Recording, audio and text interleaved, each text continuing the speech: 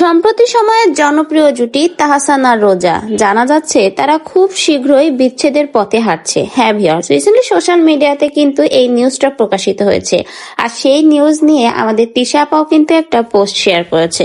তো তিশার পোস্টটা পড়ে নিব, তার আগে বলে নিই, বেশ কয়েক মাস আগেই কিন্তু জানা গেছে তাহসান আর রোজার মধ্যে সম্পর্কের টানাটানি, তাদের সাথে সম্পর্ক ভালো যাচ্ছে না। এমনকি গত জুলাই থেকে তাহসান আর রোজা একসাথেও থাকছেন না। এরপর শেষমেশ সিদ্ধান্ত হলো তারা এখন নাকি বিচ্ছেদের পথে হাঁটছেন। বর্তমানে আপনারা অনেকেই জানেন যে তাহসান খান গান বাজনা অভিনয় ছেড়ে দিয়েছে, এখন সে ফরেস্ট গার্ড হয়ে গেছে। সেক্ষেত্রে রোজারও এখন হাত কাটা পাও কাটা ড্রেস পরা ছেড়ে দিতে হবে এবং মানানসই ড্রেসে আসতে হবে, কিন্তু সে সেটা করেনি।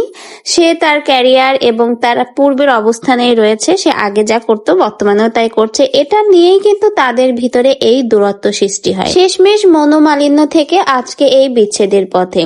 তো এজন্যই বলে, যেহেতু আগের বার মিথিলাকে বিয়ে করে তাহসান ঠকে গিয়েছিল, সেক্ষেত্রে কিন্তু তাহসানের এবার একেবারেই ঠিক হয়নি পূর্বের ভুলটা করা, মানে এই রোজাকে বিয়ে করা, কারণ রোজাও কিন্তু মিডিয়া জগতের সাথে জড়িত।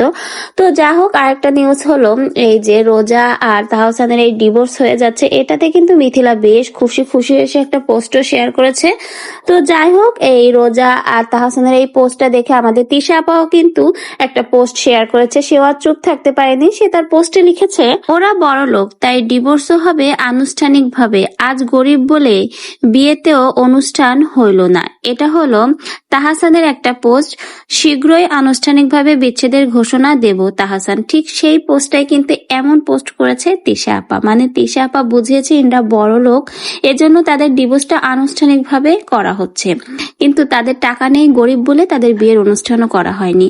তাহসানের এই পোস্টটাই তিশাকে পোস্ট করতে দেখে অনেকেই বলেছে সুখে থাকলে ভূতে কিলাই, ইনারও তাই হয়েছে, তাই আবারও বিচ্ছেদের কথা বলছে। আবার অনেকেই বলছে এত বড় লোক হতে হবে না যে আনুষ্ঠানিকভাবে ডিভোর্সের ঘোষণা দিতে হবে, এরকম নানা সমালোচনায় কিন্তু করছে তাহসান আর রোজার এই পোস্টটাই তিশা আপা নতুন করে পোস্ট করার জন্য। তা হঠাৎ করে কেন এই বিষয় নিয়ে তিশা আপা এই পোস্টটা শেয়ার করলো? তাহলে কি কোনো কিছুর ইঙ্গিত দিয়েছে এই পোস্টার মাধ্যমে?